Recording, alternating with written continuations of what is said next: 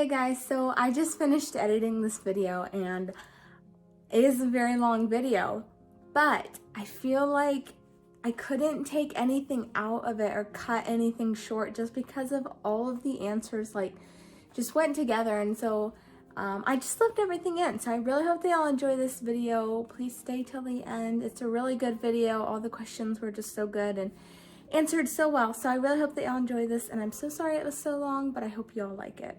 Hey guys, welcome back to my YouTube channel. Thank you so much for coming back for another video. I'm so sorry that we did not get a video out last week. Last week Mom was sewing a lot. She was gonna just make some masks for my family and nieces and nephews and stuff, and then all of a sudden she got like 1,000 orders.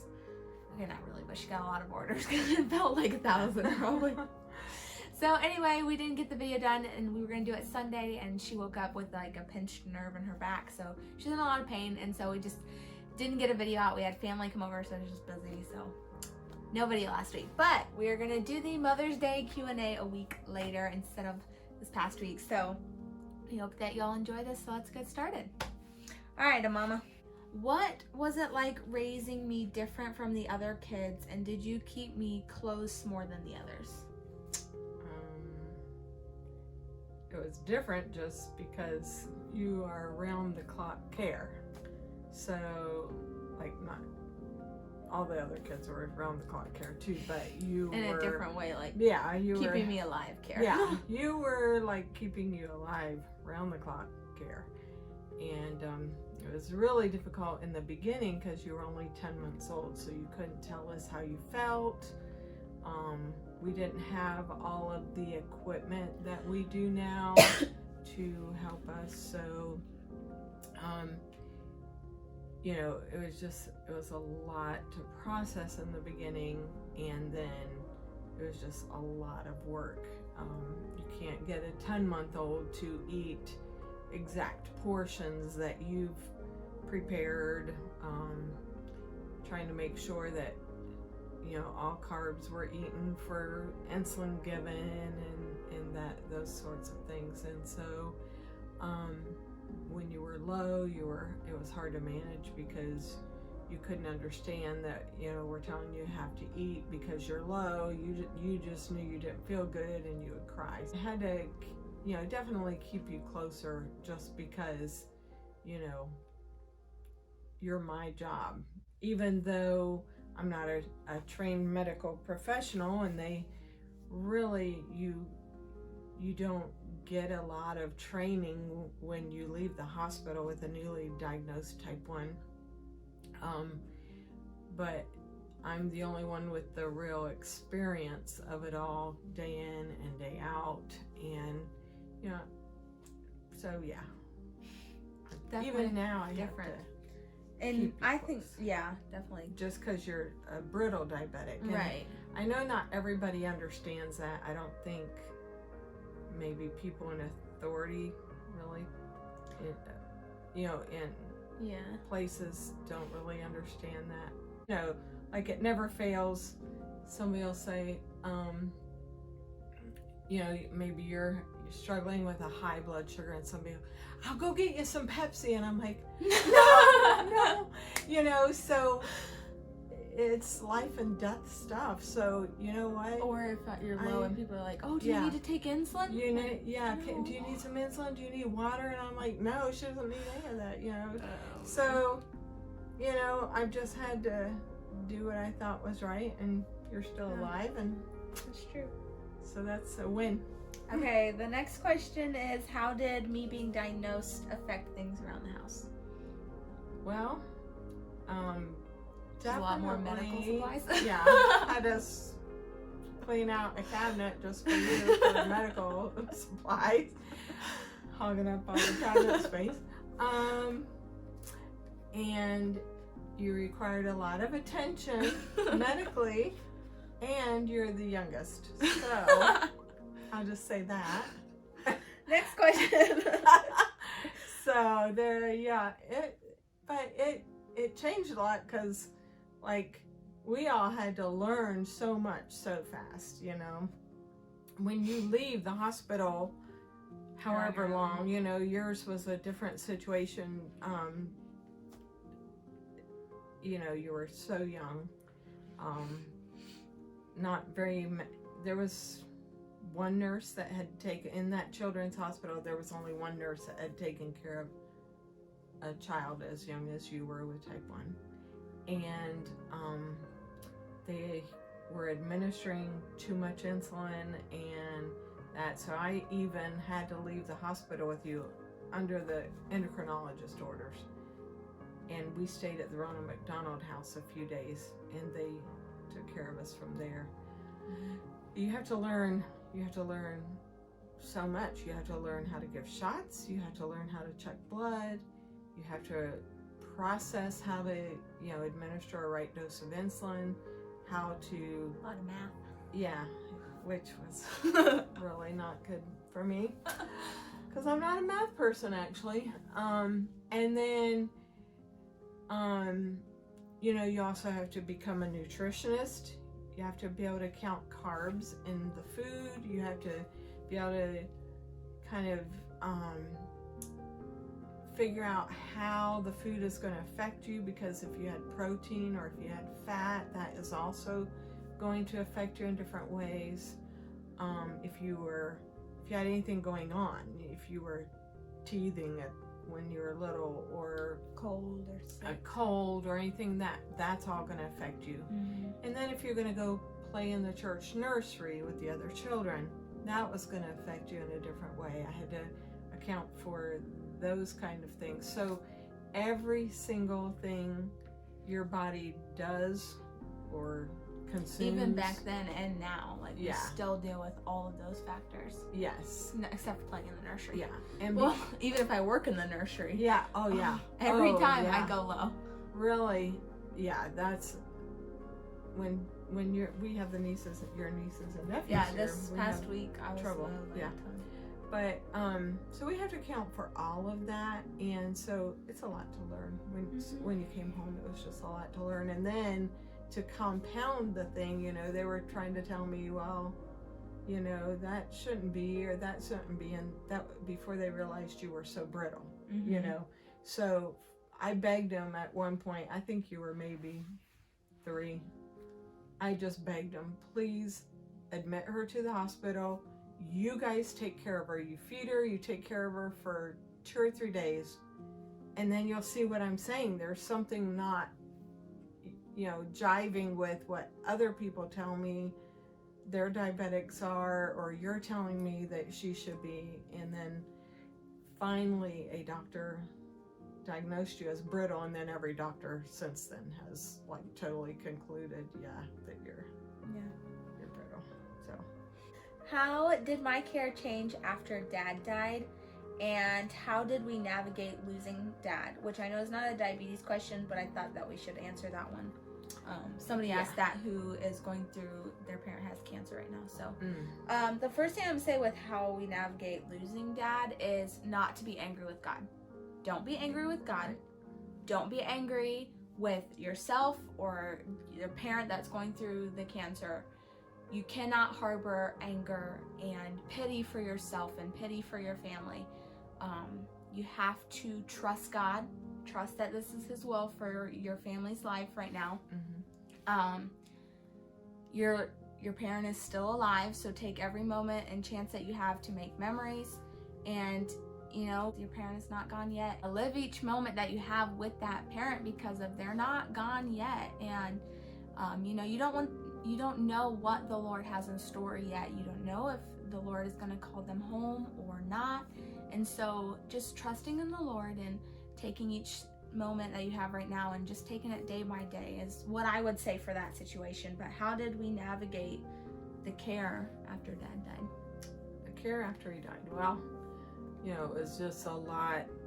I was just trying to remember to breathe at that point, you know. I mean, it all happened, you know, pretty fast. And so I was under a lot of stress, a lot of what was I gonna do, you know, as a stay-at-home mom. I had you, which you were a lot of work. And by this time also though, like, I was 9, so I could mostly take care of stuff myself. I could change my pump. a lot of, Yeah. you know what I mean? Like, I could change my pump, I could check my own blood. With my adult siblings' help, I could count carbs and all that stuff. So, but they didn't live with us. right, you know, exactly. So it was difficult for, like, when she was in the hospital for 3 weeks with Dad. I remember one time I accidentally put my insulin in the freezer. And that was really stressful because it was the last week that he was alive. It was in that last week. And then we had to go try and find more insulin. More insulin because it was like my last vial. It was a full vial, and I put it in the freezer. Don't do that. Yeah. So anyway, it was just trying to make sure that I just, you know, had to take care of myself and you, and and because of stress you were under, that also affected blood sugars, of course. So yeah, my A1C that time was 8, which is one of the highest that I've ever had. Yeah, it got high. You know, we just tried to do a lot of self-care and leaning on the Lord and trusting in Him, and that really got us through. But being the only one, because, you know, also some of you may not know, but I also have a son with Down syndrome. The next child up from her brother has Down syndrome, so I had him and I had her. And it was just a lot to deal with, and then trying to figure out what I was going to do, because here I was alone now, and, you know, I'd been a stay-at-home mom, you know, to my kids. So, you know, financially what I was going to do, just everything. There was a lot to process. I didn't have a CGM too when no, she Dad did died. not have a continuous glucose monitoring system, which helps, you know, keep a kind of a pulse on what her blood is doing at any time. Now, she's an overachiever with her blood, so there are a lot of times that her blood will be faster, either dropping or going high, than what the CGM can keep up with, because it's kind of 15 minutes behind. So she can drop in 15 minutes, she can do a pretty good job. So, you know, her CGM is not a fail-safe, but it does kind of keep us kind of an overview of what our blood's doing. So we can see when it's dropping. Yeah, we didn't have that. We got it soon after.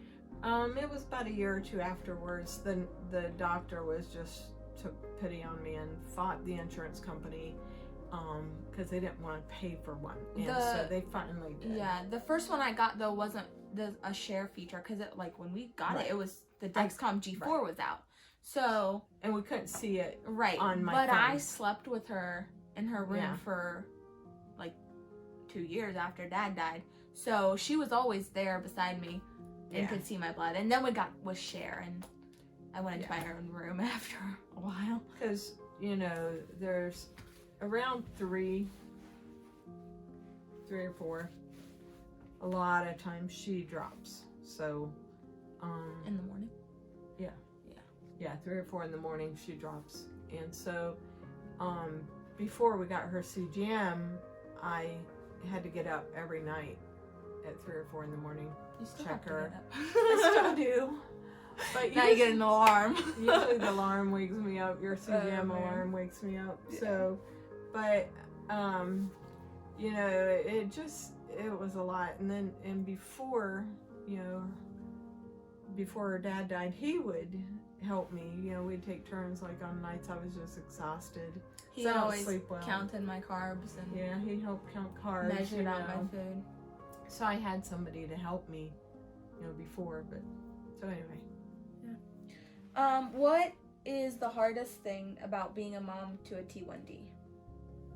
Definitely that other people don't understand, or they kind of think you're a helicopter mom, or yeah. Sometimes we get the looks, like, especially from people that, I'm not gonna name any names, but some people that we know, and mom needs to come on certain social activities, and they're just like, well, why? You none of the other parents are coming. People don't understand. And there are other diabetics here, and they just don't think, like, well, why do you helicopter over your kid when this parent doesn't helicopter Right. over her kid? I don't. It's very hard to navigate those waters. Yeah, and it's not that I'm trying to be a control freak. It's just It's dangerous if trying you to don't. keep her alive, Yeah. you know.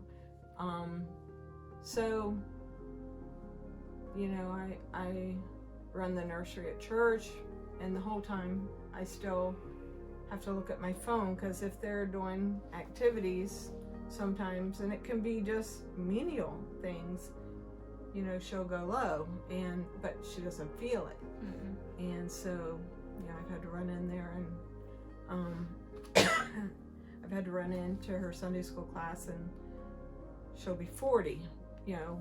I and told not y'all about feeling that it one. yet. I Yeah. told y'all about that in the past Yeah. few videos. One of them. So, you know, I try to be close by, and, you know, and I try to give her space, you know. I mean, she's 17 years old, so I try and give her space. But, you know. Another nice thing is, if I'm at a youth activity at the church, we live 2 minutes from the church. Right. So she's right here. So I can try, if it's an activity where you're not being like super active. Right. If you're being super active, I better be hanging out in the building beside Yeah. you. You know what I mean? Because even if we account for it with carbs, sometimes it's freaky. I mean, you know? we were at a meeting in the summer, and like we were sitting for hours, and I was low, and we had to give me like 70 carbs, and I was sitting, not doing Not a blessed doing anything. thing, Yeah. anything. And There we was had to no give reason 70 for it. carbs, and it finally came up, and I only came up to 150. Yeah, like you I never never went high. spiked or anything. It It was was the weird. craziest thing. It was the scariest. Okay, next. What is some advice you would give to other moms who have kids with type 1? Your life will go on. At first it's really scary. And it's overwhelming. You have to learn so much stuff. Like, for instance, when Cassie's in the hospital now, if she gets the stomach flu, or, you know, she had rotavirus a couple years ago, she was in the hospital 4 days with rotavirus, you know. Well, they cannot administer insulin to her unless they have a second nurse verify that they're giving her the right insulin. If that tells you anything, if you think about that, it takes 2 nurses to dose her insulin. I have to do it every day, all day. You know, we do it. So We're not certified nurses. no, you know, so I mean, I'm not even 18 yet. yeah. So anyway, there's a lot to learn, but you will learn, you know, and you'll get through it, and your life will go on. It'll look different than it did before, but you know, and we have a really good relationship just because you know, we do a lot. Yeah. But I would also say, you know, give grace to your child that's going through it, because, you know, it's a lot to process, having a life-altering diagnosis that they're never going to be rid of, you know. But I would say don't give so much grace to where Right. you let them do whatever they want, eat whatever they want, go wherever they want. Right. And then, You know. I think the biggest thing is for you to accept it and have a good attitude about it. Mhm. Because if you don't have a good attitude about it, they're definitely not going to have a good attitude about it. I mean, God allowed this. Mhm. He let her have it. Yeah. And, He knew that you could handle it if he gave it to your family. yeah. And, you know, if I sit around being mad about it all the time, I'm just going to be miserable, and so is she, you know, and she would feed off of me if that's how it were, you know. And There are some times where it's just very discouraging.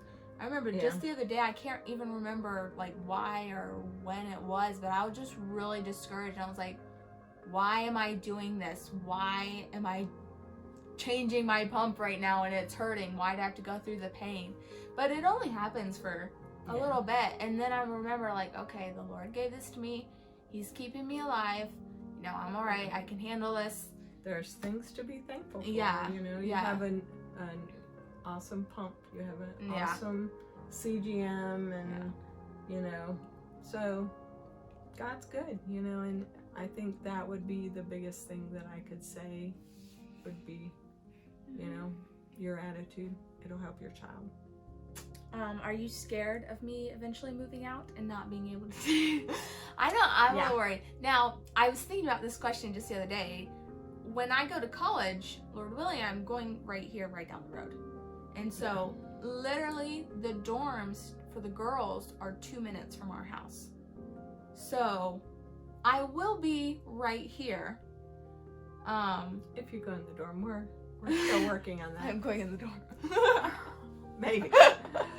All of your roommates will be, take her back. We want to hear these alarms all night long.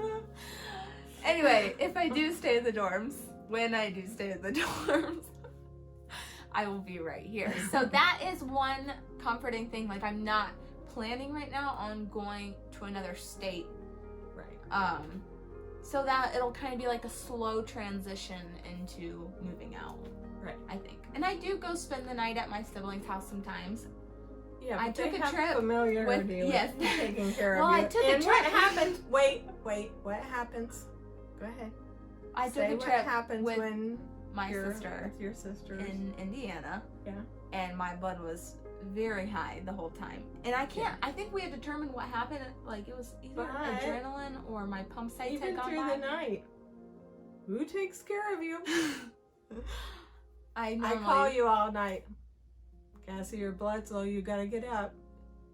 Let me hear you chewing your glucose You tab, have to just FaceTime me in college. FaceTime you 2 minutes. Wait, no, I'm gonna keep you here in your bedroom. So anyway, yeah. But I mean, like, honestly, I think we've always prayed for all of our children's mates when they're babies. We start when they're babies, and we've always prayed for our children, who our children would marry.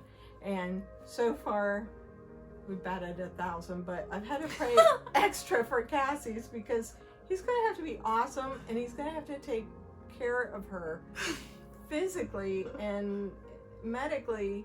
So anybody that's thinking that direction, you need to be brushing up on your medical knowledge. On your not medical knowledge, because even a lot of nurses don't know how to take care Yeah, of that's true. Type 1 diabetes knowledge. That's what you need to be brushing up on. So, yeah. Okay, next question. What was it like taking care of Cassie when she was first diagnosed? Taking care of you when you're first diagnosed, that was hard. I kind of already answered that Just because you were a baby. Yeah. And it was hard, I mean. Because I couldn't talk, and I couldn't. Looking at a 10-month-old baby and trying to give that fat little thigh a shot, or her tummy a shot, it took me a long time to get to it. Through it. Somebody asked my dad, how do you give your little baby girl shots? And he was like, well, if I didn't, she would die. So there's kind of no alternative. Choice. Yeah. You don't get a choice. Yeah. The only way to get insulin, like, you can't drink insulin, you have to inject it. So you either have to have a pump or shots. Right. And I didn't get a pump till I was 5, so. Right. So for 4 years. I was on shots. Yeah. Was it overwhelming when Cassie was diagnosed? And if yes, is it still? Oh, it was extremely overwhelming. I did not want to accept it. It was very, I already had Caleb. So, and I was totally in uncharted waters there. And then, back to back, now I've got the type 1 diabetic. They wanted baby. 6 kids, but they only got 5. And if you want to guess why, go ahead.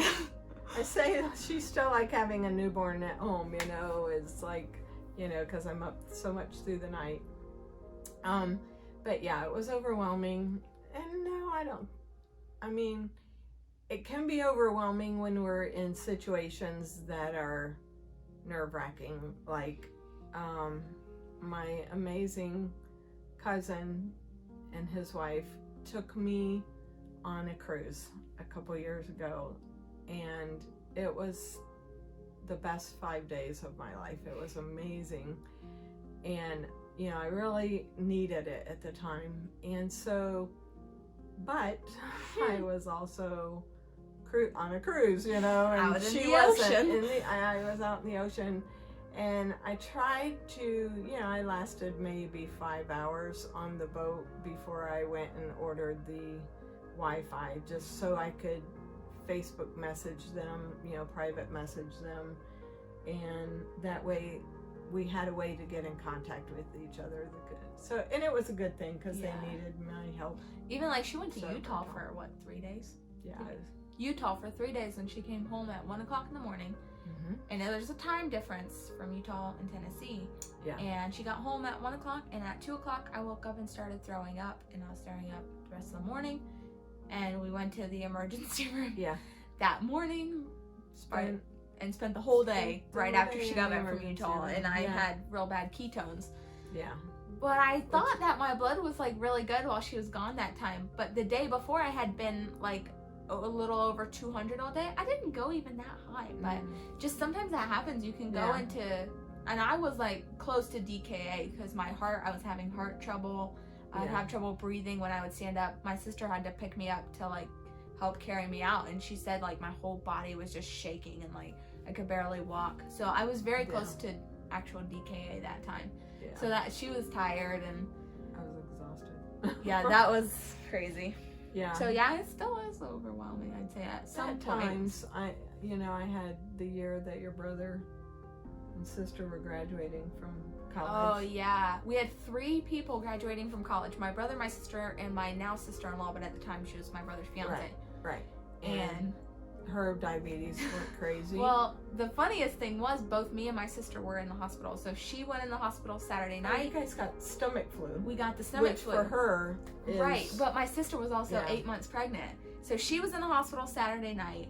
We had my niece, who was like 1. I started throwing up in the middle of the night. Kelsey got out of the hospital that afternoon at 3. And at 5, we went into the emergency room. Yeah. So, and I turned my phone it was on crazy. Just in time to for the see, baccalaureate. Yeah, her brother won a very special award at the baccalaureate, and I had just turned my phone on. We were in the waiting room. And they announced his name, and I just started crying. I want to be at his graduation. And here I am at the hospital with her, hogging all the attention. Well, another funny thing was we were there till like 10 o'clock at night. And then the next day we had like a ton of people. Well, I'm getting to that part, Mom. Okay, go ahead. The next day we had like a ton of people at our house. Both me and Kelsey made it to the graduation that night. And I know I was up till 2 o'clock in the morning because we had so many people at our house. But I had looked like I lost 10 pounds. Like if you see pictures, I was so skinny. Yeah.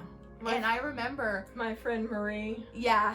Her mom, awesome. Becky. Yeah, you guys are awesome. They came the night before when I was in the hospital and came and saw me in the hospital. Yeah. But then they like helped get all the food ready. At the graduation party that night, I was like laying on her, sitting in her lap. I was like 13 or 14. I was sitting in her lap, laying on her. I was just so exhausted. Yeah. That was like a very memorable. Her diabetes can make situations a little overwhelming. Yeah. To answer the question in a long sort of way. Okay, we're on our last question, guys. Bear with us. What is the most encouraging part of being a mom to a T1D?